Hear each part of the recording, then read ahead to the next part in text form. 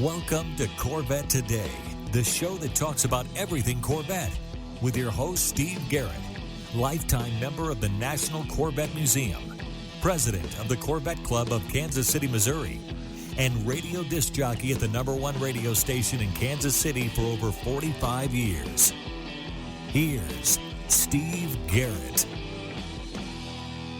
Thanks for listening and watching Corvette Today, the show that talks about everything Corvette, and the only current podcast dedicated to Corvette.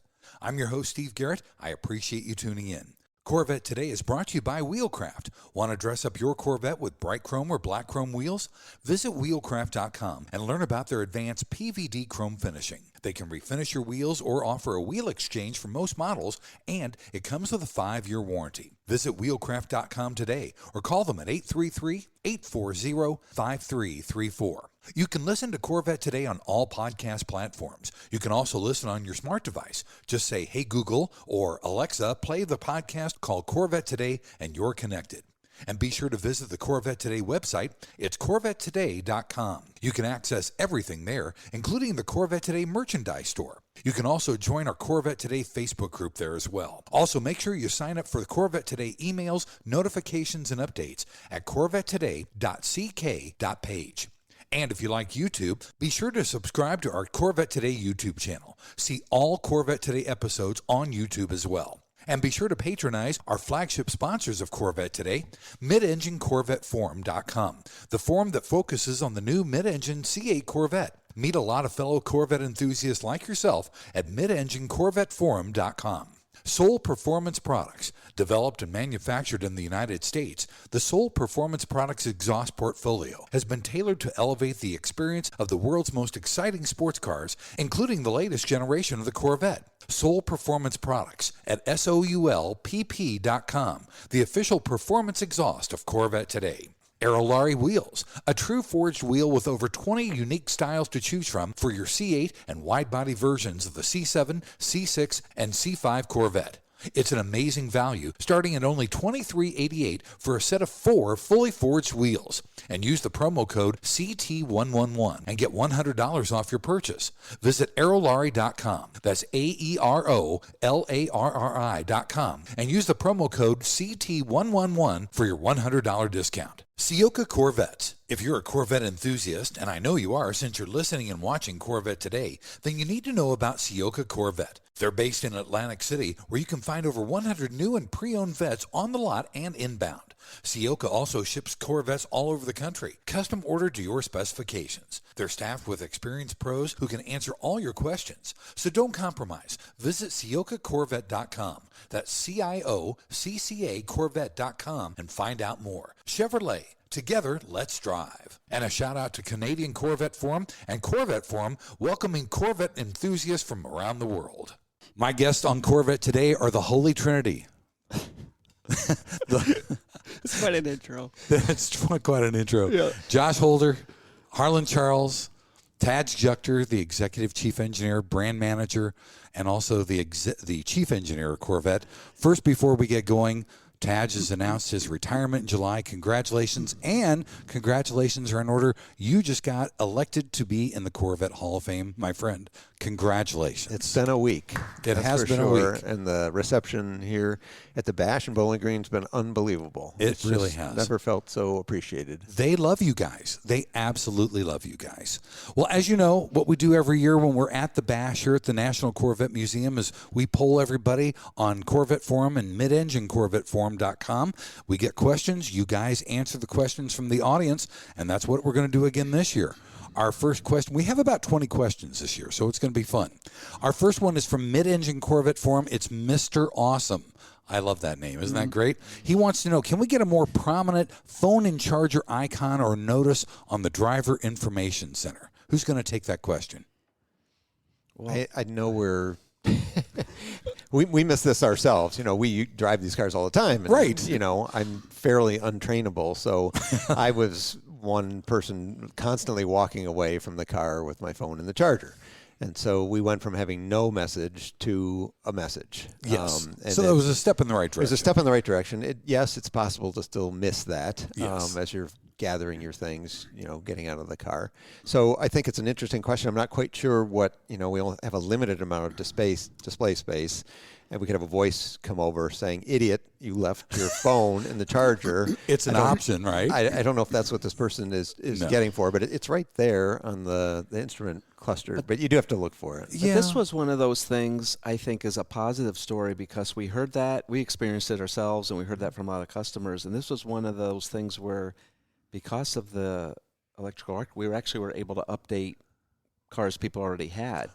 So it would be a software update. Maybe. We were able to do that from software. We added that phone and charger message to people who already had their cars, and a lot of people really thought that was very thoughtful the way that we added that in. That's really good. So he was asking, could we get a notice on the DIC, and that came out with that update that Harlan's talking about. So Mr. Awesome and anyone else out there that's not seeing that should check for the latest software updates that would come over the air, and they would get that improvement. It comes with a chime and a notice on the DIC. If you're not paying attention, you can still forget, but it's better than nothing. That's perfect. Well, at least you guys have been thinking in this direction anyway, so that's perfect. Our next question is from Corvette Ed from Corvette Forum. He says, are graphics like the Jake's graphics installed at the factory or the dealerships because some dealerships don't have the capability to actually install the graphics? Well, we do have graphics installed at the factory, and there's, it's a limited what they can do. It has to meet the mass production, whatever. Sure. So we do like the racing graphics, the full length, and we do the hood stingers there, and we did the 70th anniversary when we did that at the factory. But then the ones that are a little bit more distinct, maybe lower volume, like the specialty ones, like we had the Stingray R and the Jake ones they're talking about, and the Tech Bronze. Those are like lower production, so we do those as accessories that are dealer installed. Okay. That's how we do it. Some of those dealers don't have the people and the capability to do that, and I think that's what they're worried about. Right. Yeah, it is a acquired skill. If you don't do it very often, you can lose that. So if you're worried about your dealer installing those accessory stripes, I'd ask them if they've done them before, or if their answer is no, they might have a recommendation for where you could go get them done. Somewhere else in their city where that can be farmed out right. Or since we're at the museum, I have to say you could do a museum delivery, they do a great job. Good option. Very good option. All right, our next question is from MidEngineCorvetteForum.com. We go back and forth between Corvette Forum and the Mid-Engine Forum. This is from GS2020. He says, talk about the rollout of the E-Ray. Are you happy with progress so far? So you're looking at me, I can start. I don't know if this is asking about manufacturing acceleration or the rollout of what the car is. We knew, and anytime you introduce a new brand, people are unfamiliar with it. Naturally, with the electrification aspect of it, people were skeptical. They weren't quite sure what we're doing. And so I think we're pretty happy with the customer education part of it, getting people to understand. We've had a lot of third-party media endorsement for the car itself and how it operates. We went through some of that today. And honestly, the messaging has gotten better and better, but we've really realized how difficult it is to penetrate the fog. There's so much inertia out there. Like Josh started his presentation today asking if everybody in the audience knew where the charge port door was to plug it in.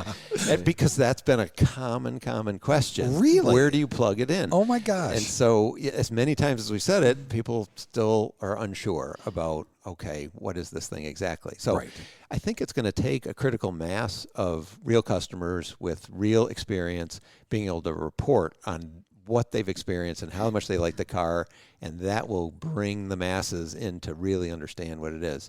So, we're making cars, and just like every other model, whether it was the Stingray or the Z06, you start slow. I talked about it today. All Corvettes have a bunch of boutique, niche, high-tech content in them, and some of the suppliers that make that, sort of by definition, they're not high-volume traditional automotive suppliers. Right. And so it takes them a while to get their people up to speed, their processes up to speed.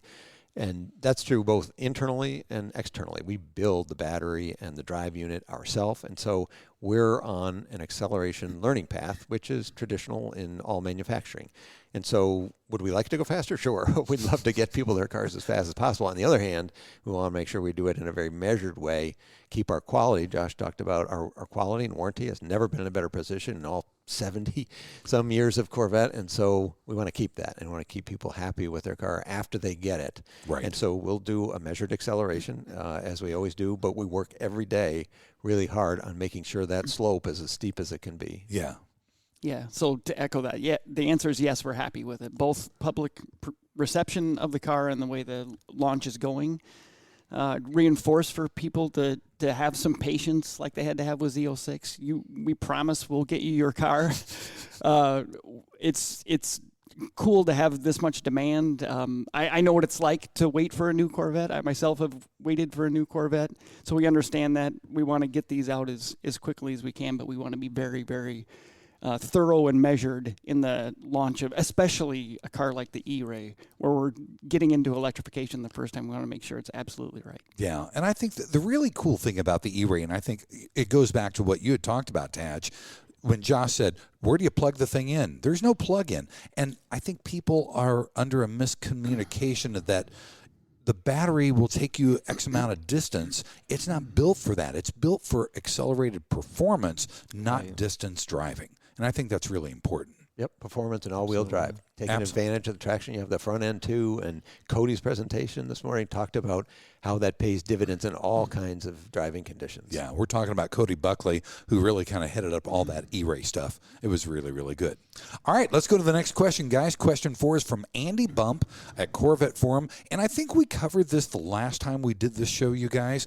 Exactly how does the DCT filter monitor work? We know the first replacement is at 7,500 miles. When is the second change supposed to occur? Would it be at 22,500 miles or 22,500 miles after the first change?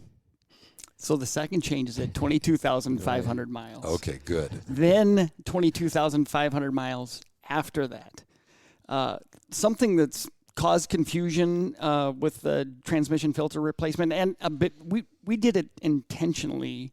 The first covered service interval was going to be at about 7,500 miles. That's when we wanted you to change the trans filter. It also happens to be when the engine oil and filter need replaced. Gotcha. We thought, well, that would be convenient for a customer, for most customers, to come in and get all that done at once.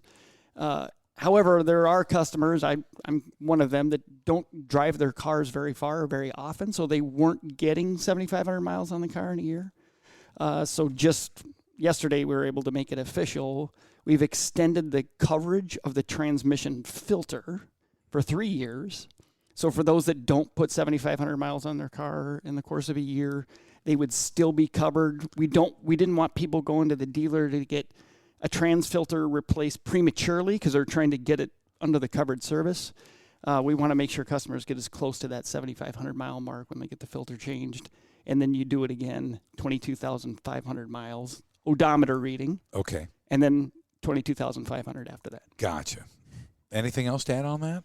We're good? All right. Question number 5 is from Sir 5 List on Mid-Engine Corvette Forum. He said, is adaptive cruise control going to be added to Corvette in the future? That's a good question. And we've had a lot of customers ask that question. Many of the cars they own otherwise have adaptive cruise. Many of us on the team don't use it, in part because it has to be conservatively calibrated. So in city traffic, if you drive around other people, you'll find yourself quite far behind a car in front of you, and that means other people can just cut in front of you. And when that happens, the adaptive cruise adapts and keeps that gap, so you go backwards, right, while other people come in. And so we had a choice when we were putting this car together. You had to go either adaptive or non-adaptive. And based on our polling of drivers, we thought most people would probably would rather not be forced into the adaptive technology because it is kind of a nanny telling you how to drive. Since then, times have changed, and it's become more commonplace to have a system where it can be turned on or to off. Right. So that opens a new chapter on the discussion. Now, it's not a trivial to package the sensors and do everything you want to do on the front end of it, which is our front end is low and pointy.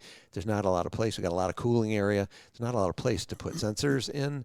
And so it means a bit of a tear up, but we're looking at some maybe non-traditional ways that we could get some kind of functionality like that. I can't promise it, but we hear the customer ask, and we'll see if we can accommodate it at some point. And Harlan, we've got some new electronics coming in for 2025 too. Do you want to touch on that real quick?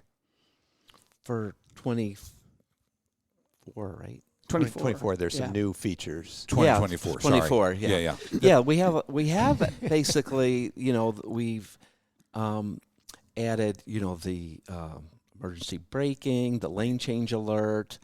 The one I really like is the high beam assist. Where the IntelliBeam, where it tells you if you're especially driving around here in Kentucky, you get on these small roads where it automatically puts your high beams on and takes them off when you need to. Sure.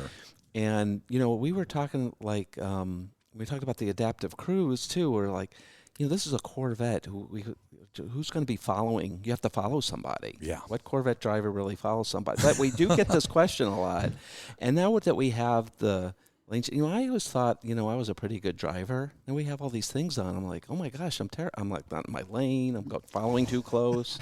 Everything's going off. But I think the way we're trying to do it is, like we talked about, is people can, if they want to use them, they're there. It's an extra level, and I think once people get comfortable with them, they like them, but we still want to keep it a driver's car so things are defeatable, and we never want to be annoying, whatever we do. Yeah. You can turn all that off if you want. Exactly. Which is great.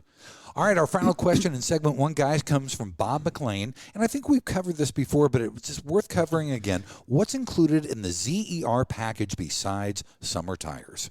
So basically, I think we're a little guilty of confusing people, because actually, even through the development, we figured out that the E-Ray was so robust, we could go to the all-season tires or the PS4S, performance summer tires without having to do different calibrations on the chassis. Right. So we have actually, people study RPO codes and everything. So it does come with a different RPO code, and originally it was supposed to be a different chassis. So people are wondering what's really the difference, but ultimately what ended up happening, we could use the same calibrations for both tires. So the short answer is it's tires. It's tires. That's It is tires. And this is rare because tires work in conjunction with all the rest of the chassis. Right. We had this new all-season tire that was specifically engineered for this application. It's a work of art. If you listen to the technology behind it, it's amazing.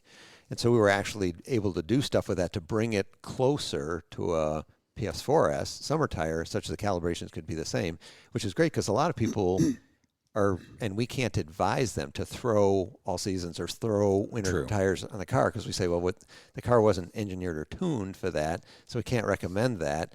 But people really like to have that ability. In this case, you can go back and forth between a summer tire and an all-season tire if you want on the E-Ray. That's perfect.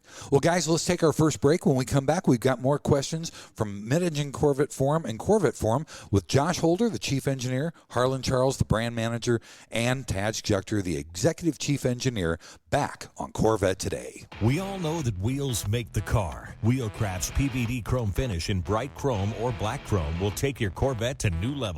And it comes with a 5-year warranty. Durability is a defining feature of the Wheelcraft finish. Their PVD chrome is superior to traditional chrome, with a finish that is brake dust resistant and cleans effortlessly with soap and water. Wheelcraft offers factory wheel exchange for select C4 through C8 models, or they can apply the PVD finish to your current wheels. No matter what generation you own, Wheelcraft will transform the look of your Corvette. With every Corvette comes a unique story, and Wheelcraft has embraced this idea. When you purchase your new set of wheels, you receive a lifetime membership to the Wheelcraft Pit Crew, granting you access to your own page on Wheelcraft's website, where you can post pictures and tell your Corvette story. Visit our website at wheelcraft.com or call 833-639-4231. Arrive in style with Wheelcraft.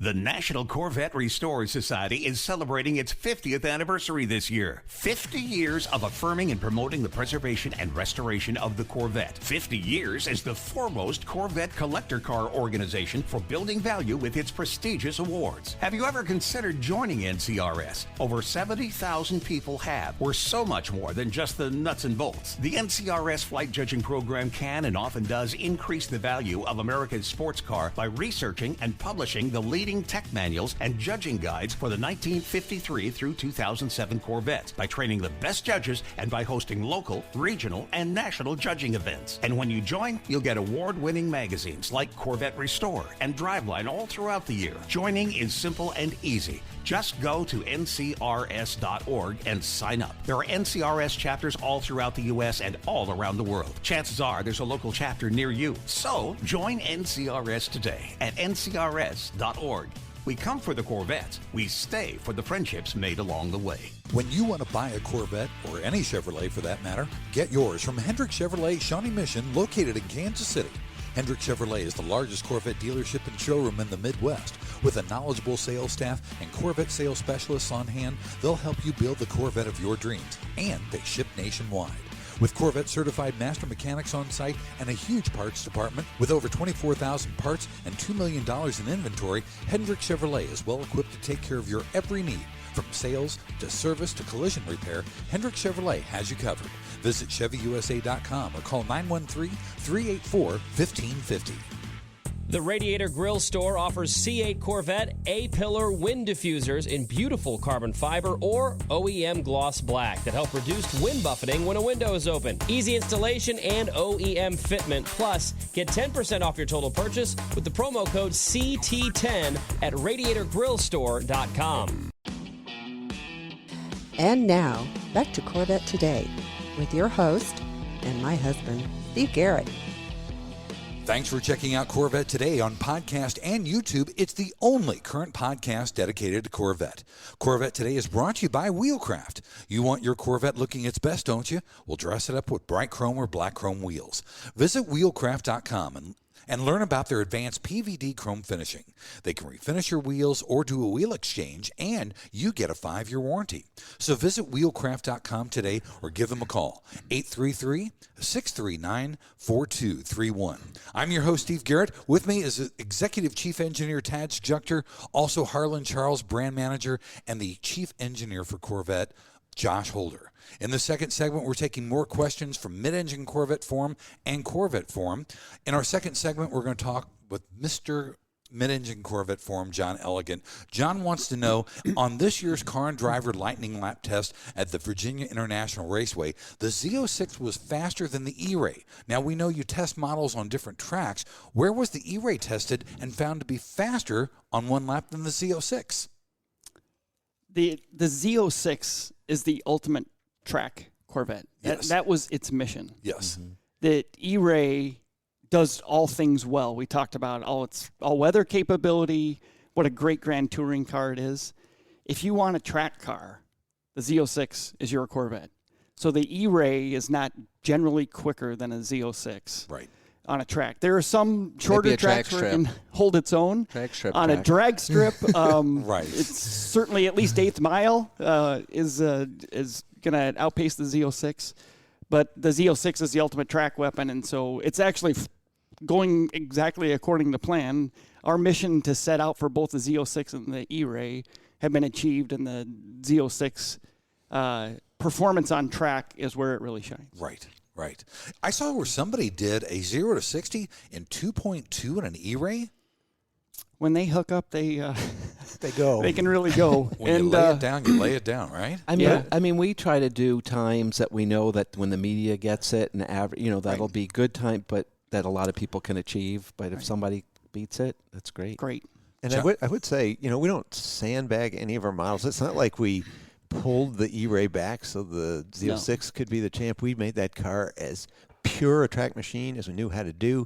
We made the E-Ray as fast as we knew how to make it. It doesn't have as good power to weight ratio. It claws its way out of corners like nobody's business. Right. But once you get to the straights at speed, the Z06 pulls away. So, and it comes with cup tires. You can get it with cup tires. So exactly. That's a huge step. It is. That's a big advantage for sure.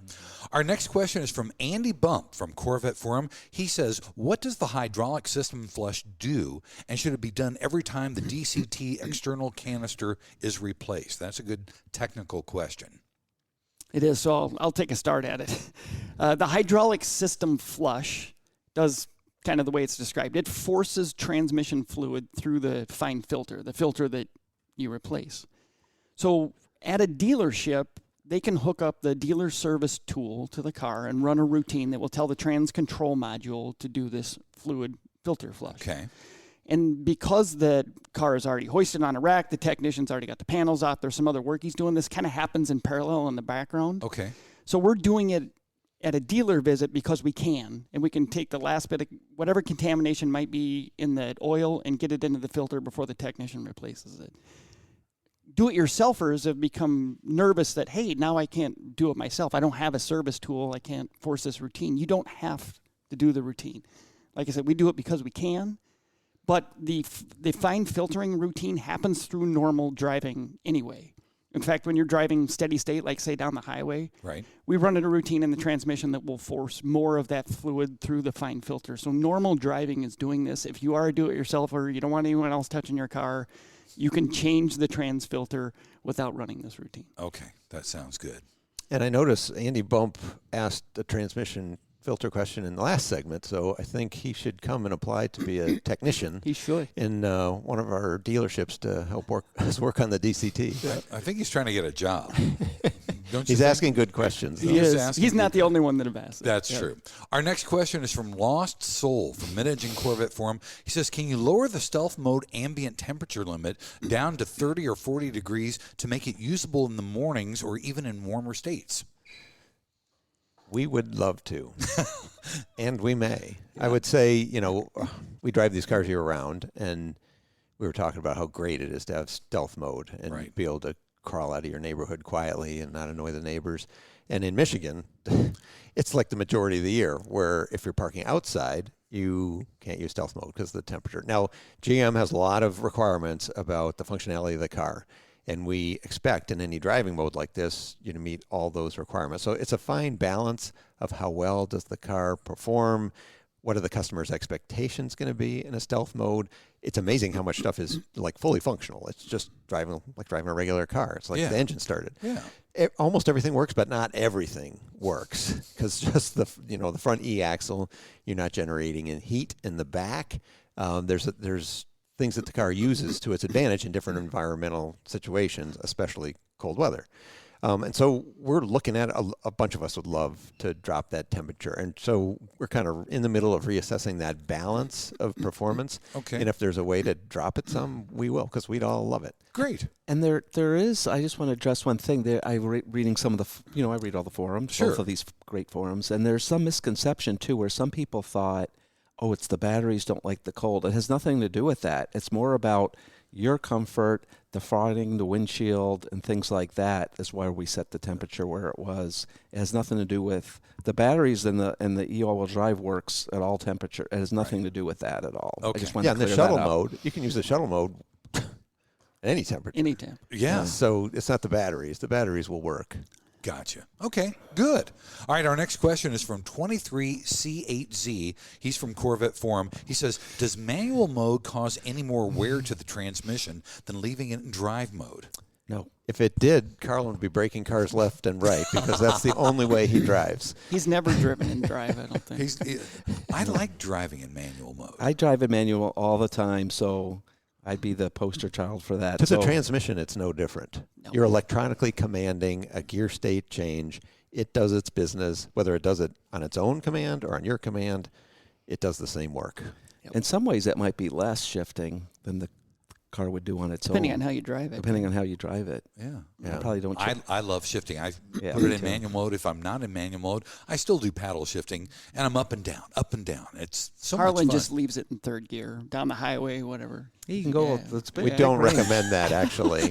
You can go. You can do almost everything. in Light third gear. load and high RPM is not recommended. So the clean answer to that is no. Okay. It is definitely Doesn't hurt not. it. And No. then the other answer is don't drive like Harlan. Yeah. If it makes you happy. Yeah. You can All drive right. like me. Our next question is from 11Z Senator from Mid-Engine Corvette Forum. He says, can an Australian participate in an R8C delivery and go to Spring Mountain? That's a good question. So I'll just start. Anybody can go to Spring Mountain. I mean, they'll open it up if you're willing to fly to Las Vegas. You can sign up and go to Spring Mountain. The museum delivery gets tricky because it has to do with whatever laws in their country, and licensing the car and driving it out of state. So we haven't even been able to, even the Canadian law, because to be honest, a lot of people want to do it from Canada, and we haven't been able to work that out even for Canadians. So it gets into that. It's not that we of course we'd love to have everybody, and maybe we'll work it out someday. We talked about like in Europe they have like a tourist thing where you go the other way, like people buying German cars can drive it and then get it set back. That would be great. That would be like a dream thing if we could do that someday. I've heard where people buy BMWs, they go over there, they take their car delivery, they drive around, they send it back to BMW, and they ship it to the United States. Yeah, that would be cool. Program. That would be cool if that's what they're getting at someday for an Australian or somebody from Germany or Europe. Yeah. We could drive around this beautiful country, our beautiful country, and then we don't have that loophole. I mean, the museum is effectively a delivery dealer, right? And we have to abide by all of the laws in place in the country where it's delivered. Yeah, and so exactly. A car with a steering wheel on the wrong side would be a foul. For sure. We have Australia would be. I shouldn't say the wrong side. The other side. The other side. We love the Australians. Yeah, we had that question this afternoon in your session. Can you buy a right-hand drive and keep it in the United States? And the answer is absolutely not. There you go. Why anybody would want? Yeah, it was from an American who just wanted to be different. They want the novelty. That different? Yeah, I think he saw that Corvette Summer movie. If you guys remember that. Yeah. Where they had the right-hand drive Corvette. And if they saw the Barbie movie, they saw a C1 with a back seat. Right. Who put a back seat in a C1? We weren't consulted on that. I obviously can tell. All right, our next question is from Chevy Chad from Corvette Forum. He said, we would love to have the option for blue brake calipers. Can that be added? Well, we can tell me about it. I just bought a blue car. Why couldn't I get blue calipers, Harlan? Getting some requests for that. Idea. Maybe that's something we should look at. We'll get back to work. I mean, we'll get right on it. Chevy Chad and Tadge want it. Maybe we should look at it. Right? I couldn't get it. Okay. Before Tadge retires and goes off, we should get him some blue calipers. There's a dead we move silence. about as quickly as the government on some of this stuff. No, we did have them previously, so yeah, that's a good. That's a good suggestion. There we go. All right, our final question in segment 2 is from Even ZR1 from Corvette Forum. He said, this is a great question. Will the 70th anniversary microfiber interior be offered again? I love mine in my 2023 70th anniversary white pearl metallic coupe. I think we should just keep it for those cars. Well, there's always that balance, isn't there? Right. So that's basically the answer. So the 70th anniversary interior was special just for that 70th anniversary model, but there is a possibility. The suede. A lot of people like more a suede intensive interior, so that's something we could do in the future on a new interior, perhaps. It's pretty classy looking. I love mine. Everybody that gets in and goes, wow, and they feel that interior, the dash and the doors, they're really impressed. They love it. But that's a perfect example of where we can't please everybody. People want this, so we could make the person happy who wants to order that in their 24 and make everybody who's got a 23 angry. Wait a second, I thought this was going to be special for me. Right. Now you've just hurt my resale. You've hurt the specialness of my car. So we're always struggling with that balance. Even ZR1 from Corvette Forum is going to have to go find a 70th anniversary 2023 Stingray or ZR1 or Z06. There you go. All right, guys, our final break's coming up. In our third segment, we'll take 6 more questions coming up with Tadge, Josh, and Harlan here on Corvette Today. Are you ready for a better insurance policy without the Corvette tax? With Agreed Value Protection, the value of your collector vehicle will never change. Plus, you'll save money. Get a quick quote at ncminsurance.com.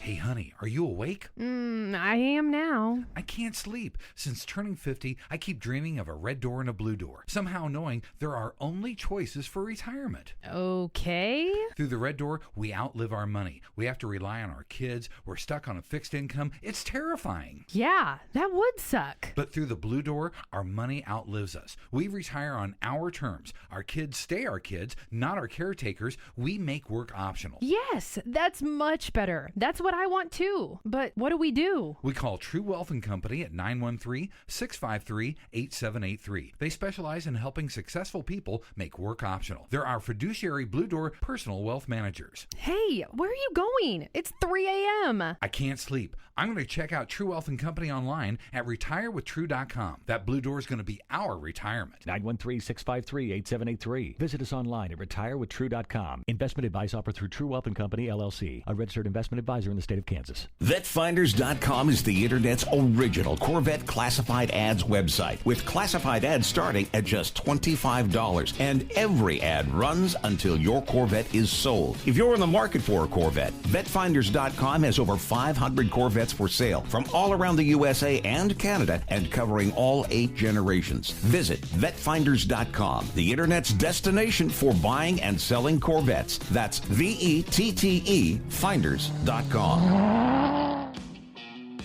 You're enjoying the only current podcast on Corvettes, Corvette Today. Thanks once again for listening and watching Corvette Today, the show that talks about everything Corvette. Corvette Today is brought to you by Wheelcraft. You want your Corvette looking its best? Well, dress it up with bright chrome or black chrome wheels. Visit wheelcraft.com and learn about their advanced PVD chrome finishing.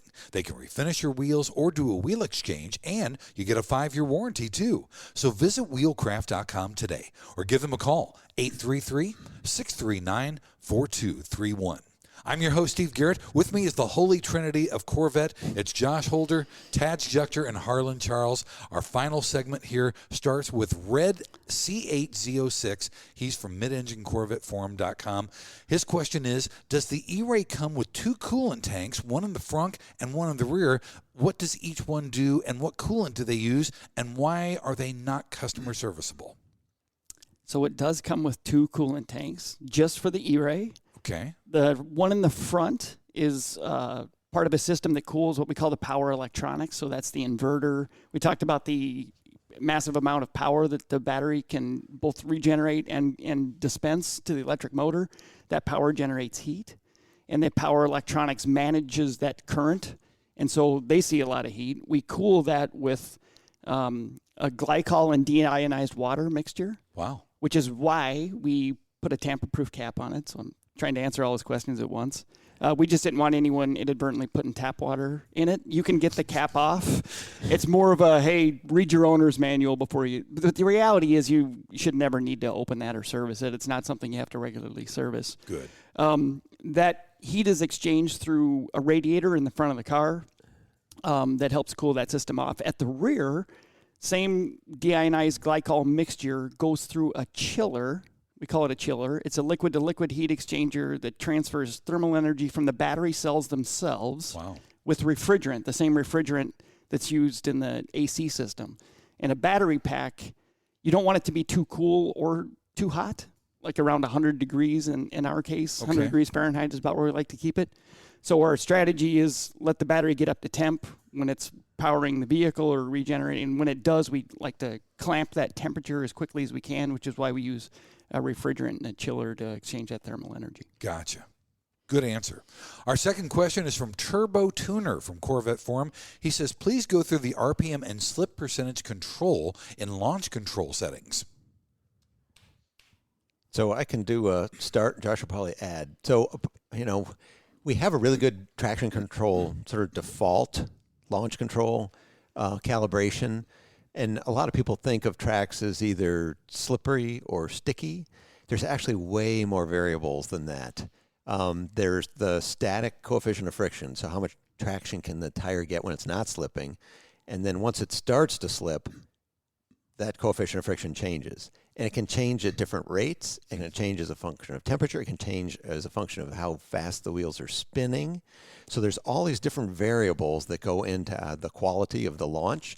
And so since we can't predict every track in the world, the temperature, humidity, how much sun load's been on the track, what's the tire compound that's been laid down on the track, there's all these different things that would be impossible to predict. So that's why we put this feature in where people can determine how much inertial energy, spin up the motor, that when you dump the clutches to try to optimize the amount of energy to take advantage of the available traction, both that static and the dynamic friction. So that's why it's there. Gotcha. Yeah, and the idea behind the two variables you can adjust, slip percentage is just like it sounds. It's how much the tires are spinning before traction control starts to intervene. And then engine speed, RPM, is really where we're managing torque. So we're allowing the customer to tailor how much torque delivery during the launch.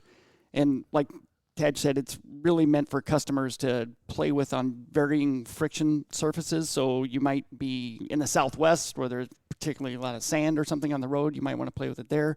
Its real mission was drag strip type launches. People think, oh, I'm going to a drag strip. I've got this rubber covered surface. The car's going to hook up like crazy.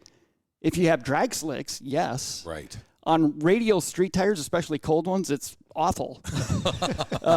So that's where that comes in really handy. But the honest truth is it's just juvenile fun to play with, to see what each one does and what it does to your launch. And so we did it so customers could play with it, and that's exactly what we want them to do. That's great. Almost everybody thinks they can outwit the computers. Mm-hmm.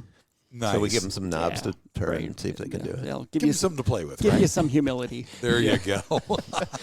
Our next question is from Away in the Sky from MidEngineCorvetteForum. He says, throughout the design of the C8 and the development, what's been your greatest challenge and your greatest accomplishment?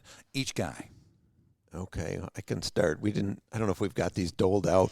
We could do a whole show on this. We could do a whole show on this. I'm going to start with, the biggest challenge we had was doing a mid-engine architecture right on our first try. Yeah. Years, we had 7 generations of front engine car. We had it pretty dialed in. We knew it was important. We knew a lot about, and I'll pick thermal management as an example. What we didn't know on a mid-engine car is, okay, we got an engine in the back, so there's no natural airflow through the engine compartment. In a front engine car, you've got all the heat exchangers, and then that heat downstream of that, or the air downstream of that, it's warmed up a little bit, but it's way cooler than an exhaust manifold. Right. And so you have natural evacuation that's why you have the gills on the side of the fenders. Yep. So through there, out the bottom of the car. Now we don't have that. Now you got people sitting in the way. And so that's why we had to figure out how to get airflow to the back without turning the whole back end of the car into a parachute. Yeah. We need to get ventilation through there, but capturing air through big side openings and not having that turn into a bunch of high pressure inside the back of the engine compartment, which slows you down, that's drag. Right. And then how do you manage there was almost an infinite number of ways that you could configure heat exchangers. We were just talking about the complexity of just cooling off the battery and the power electronics. Now you throw everything else in, trans fluid, engine oil. You like to be comfortable with your AC. You've got this myriad of different needs for cooling air. How do you distribute it in an optimal way? How do you do all the plumbing? Where do you package all this stuff? And it's not like we had cars running around to tell us, or we could just plug and play all this stuff. We had to synthesize. We had to do computer models to generate all the alternatives and what are the pluses and minuses for all these things. And as you can see, we've had the car out for quite a long time now. 5 years. Air conditioning, no complaints. Track performance, never overheats. Thing's bulletproof. We've done quite an amazing job and kept the traditional efficiency. What people like about Corvettes is you buy a Stingray, still get 30 miles a gallon on the highway.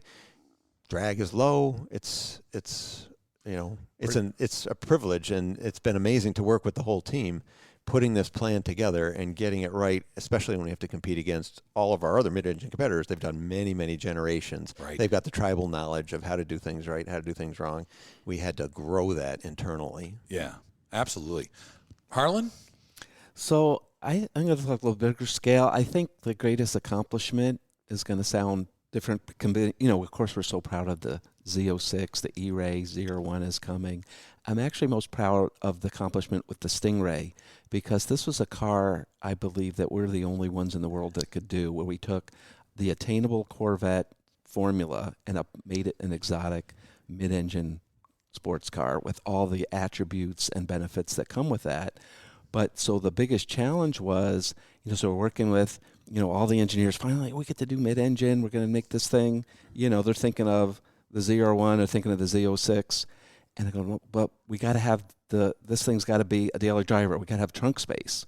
So to maintain the Corvette formula, all the things people love about Corvette, above all, in terms of attainability, is too, it's a car you can go on road trips.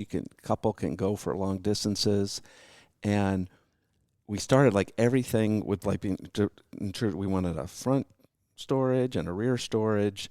So we got to the point, we're sitting in all these meetings. We said we're gonna make like the carry-on bag an engineering volume surface. You cannot interfere with this. And the same thing in the rear. We're going to have the 2 plus the golf clubs. Right. It has to hold that. And we got to the point like... And the roof has to fit in, too. And the roof has to fit in. So we'd be in these meetings that start like 6:30 in the morning and it'd go like all day. I used to call it, we're like stewing in orange juices for like 10 hours in this conference room. And we go, and every time somebody would come with something, nope, it's going into the... I had to be there, sit there. We're all there, like no, you can't put that in there. There's a hose going through it. No, you can't do that. So it was just like the challenge of everybody realizing, I know this is the high performance sports, and that's what different than if it's a Ferrari or Porsche. They don't care. They're just going to do what they do. It's a toy. Where ours is really a car that you can enjoy and drive. So that's, I think, our challenge and what I'm proud of. Yeah, Josh. I think I'd build on what they said. Now, I bet if, like I said, you could do a whole show on this, we could all just go on for hours about this. Mine's also Stingray related. Everything we're talking about applies to all Corvettes in the 8th generation platform. But the design synergy between the coupe and the convertible happening simultaneously. Right. And how one change affected another. We have to stow the roof in the coupe in the trunk that Harlan and all of us were fighting so hard to keep that utility. In the convertible, we have to store this retractable hardtop between the rear wheels, which sets the width of the car. The opening of the roof sets the depth of the trunk and length of the car. 1 little millimeter affects all others. Right. So we're continuously going in these loops, and I think people would be shocked about the heated debate over literally millimeters about what the right decision was, and to have the talent in our studio doing these 2 cars together, being able to do the thermal management Tadge was talking about with a trunk that gives all this utility yet blocking airflow. It would have been so easy to cool the engine compartment without that trunk there to get the air out of the car. And then things like the design of the transmission, the front face of the transmission case to the output shafts of the axle is super, super short. And that dimension sets up the length of the whole car. We knew we were doing a small block V8. The bore centers have been around since 1955. We're going to change that formula. It's got to go behind the occupant compartment. We want to get an average tall height driver into the car. So the whole length underneath is competing with all this length above, all at the same time. And another thing about the transmission, the input shaft is below the output shafts. And that might, so what? Well, it allowed us to lower the engine. The crankshaft and the input shaft of the trans are on the same axis. So that whole center of gravity is now lower and rearward in the car. Wow. And it made one thing I know we're all proud of, and that's the driving experience. We were, the first time we got in the car out in what we call the challenge course, just a cone course out on Black Lake, it was about 80% calibration-ish. The car wasn't quite done yet, but we were all taking turns in the car and got out just giggling. And when grown adults are giggling, right. You don't really need comments. We've achieved what we tried to achieve. Absolutely right. Josh? Tell me in essence, when did you guys really start working on the mid-engine car? What year? 05. Really? So that was... that's in C5. principle. Well, not this iteration. We actually had a previous iteration. So, like when you were talking about before about our first try, in a weird way, this was kind of our second. Almost like the first generation was really the second generation, because we had kind of a round before this. Wow. We had started one, but the 2005 is when Harlan and I did our very first presentations asking leadership to let us study it. So it's not like we're drawing lines on a mid-engine car. It's like, can we even ask for resources? Wow. Bob Luss at one time said anybody caught working on a mid-engine car is going to be fired. Wow. In the face of that, we're still doing presentations advocating for it. Mm-hmm. And so, that's why it took a really long time, and we did get a false start. After that, we did a bunch of presentations, convinced them, maybe it's worth studying. And we convinced them it's probably a good idea. We're probably going to have to do it. And we started it, and then we stopped. Really? Yeah. Wow. Heading into bankruptcy, it was just no way we're going to do it. So they just they stopped us in our tracks. Because the C7 was supposed to be the mid-engine generation. It was supposed to be. And it was pushed back. Yeah. We were working on it. But that first one, though, cemented, I think, in leadership's mind that eventually we were going to go there. Yeah. Right. That's good. That's good. All right. Our next question is from Even ZR1 from Corvette Forum. He says, can we get a software update to hide soft buttons on the interface so that Android Auto and Apple CarPlay can be full screen? Who's the unfortunate person who's going to answer this one? I think the answer is no. Yeah, I'll take a stab at it. We agree with the sentiment here, is why we're chuckling. We understand the question. In our infotainment system that allows phone projection, we keep what we call persistent virtual controls. The idea is that you can project your phone, which we know a lot of people do. We all do it. Sure. That you can switch back between your phone and native applications like the E-Ray app we were talking about earlier today. That's super engaging and entertaining and fun to look at. And having that layout that way allows you to switch between your phone projection and an application like that. At the same time, projection developers like Android Auto and Apple CarPlay also have menu buttons that are persistent and virtual. So within the projection application, you can switch back and forth. And when you stack all those buttons that are persistent up, the display, whether it's song title, album art, or navigation, shrinks to make room for all those persistent virtual. So it'd be nice maybe for it to take over, and maybe you, as you approach, those virtuals would pop up. We don't control how they project the phone, it's up to them. We can't tell them how to do that. We chose to keep these persistent displays within our native system so you can go back and forth between them. And that was really a reaction to customer input. We send customer surveys out, and this is not just Corvette, this is company-wide infotainment resources. And so you ask a customer, would you like XYZ to be persistent so you have instant one-touch access to it? They'll say yes. The question's never asked, are you willing to sacrifice the rest of the screen shrinking down to do that? They'll say, yeah, sure, I'll do that. So we have these surveys that say this is what customers want, and so that balance is a tough one to strike. The time and temperature, too, was on there. Yeah. They wanted that, people wanted that persistent, so that takes up some room, That's too. a tough one. That's a real tough one. Especially for us, because we have a very compressed interior compartment, so lots of cars have bigger screens, and you sit way up high, much higher roof. We just can't do that. If we put screens from some of our trucks, and you wouldn't be able to see the road, it'd be way up here. So interesting. Yeah, definitely. All right, our next question is from MidEngineCorvetteForum. It's Meyer Webb. He says, when you're stopped in either drive or manual mode with your foot on the brake, are the clutch discs dragging to allow the car to creep, or do they engage when you take your foot off the brake pedal? Yes and yes. Okay. Next question. So the clutch engagement is controlled by hydraulic pressure. We can apply pressure to the clutches, which is how much friction they're applying and how much torque is being used to creep the car forward. And that's a function of brake pedal pressure. It's not just on-off, because that would make a very clunky and awkward driving experience. So the more firm you are on the brake pedal, the less clutch pressure we're applying. Okay. As you back off the brake pedal, we'll start applying more clutch pressure. So the car is ready to move like a torque converter automatic transmission, even though this is completely different. So it operates the way people would expect in automatic drive mode. Yeah, it's a modern miracle that you can use friction clutches and have a driveway as smooth as it is. You think about you trying to do a traditional manual dry clutch and engage it and so smooth that it feels like a torque converter. Yeah. And we were paranoid and skeptical about being able to do that. Yep. Well, that's really cool, though. All right, our final question, guys, is from C. Waddell. He's from Corvette Forum. He said, what considerations were made for combining a stop-start system with stealth mode and a selectable economy mode? It seems like that would be beneficial for fuel mileage to get the car to move in stealth mode or after a stop-start. What's the take? This is where life gets complicated. Yes. That's an engaging question, isn't it? It's a good question because it's something I think we all intuitive if you've been like to do. Other hybrid vehicles. This is a unique hybrid in the world. The way it operates is completely unique. And so we still have to live within the rules that are defined for emissions for all kinds of other cars. And so there's some real technical challenges with that.